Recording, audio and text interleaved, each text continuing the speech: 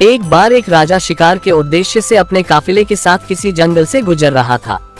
दूर दूर तक शिकार नजर नहीं आ रहा था। वे धीरे धीरे घनघोर जंगल में प्रवेश करते गए।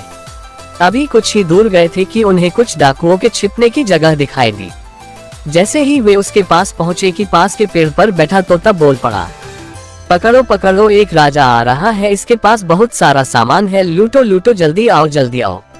तोते की आवाज सुनकर सभी डाकू राजा की ओर दौड़ पड़े। डाकुओं को अपनी ओर आते देखकर राजा और उसके सैनिक दौड़कर भाग खड़े हुए। भागते भागते कोसों दूर निकल गए। सामने एक बड़ा सा पेड़ दिखाई दिया। कुछ देर सुस्ताने के लिए उस पेड़ के पास चले गए। जैसे ही पेड़ के पास पहुंचे कि उस पेड़ पर बैठा तोता बोल पड़ा, आओ राजन, हमारे साधु महात्मा की कुटी में आपका स्वागत है। अंदर आइए, पानी पीजिए और विश्राम कर लीजिए।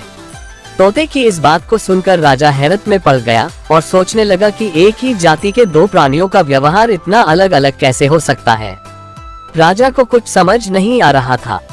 वह तोते की बात मानकर अंदर साधु की कुटिया की ओर चला गया। साधु महात्मा को प्रणाम कर उनके समीप बैठ गया और अपनी सारी कहानी सुनाई।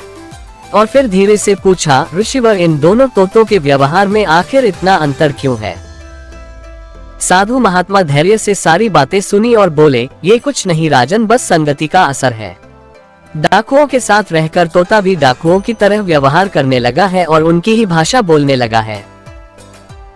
अर्थात जो जिस वातावरण में रहता है वह वैसा ही बन जाता है। कहने का तात्पर्य यह है कि मूर्ख भी विद्वानों के साथ रहकर विद्वान बन जाता है, और अगर विद्वान भी मूर्खों के संगत में रहता है तो उसके अंदर भी मूर्खता आ जाती है। इसलिए हमें संगति सोच समझकर करनी चाहिए।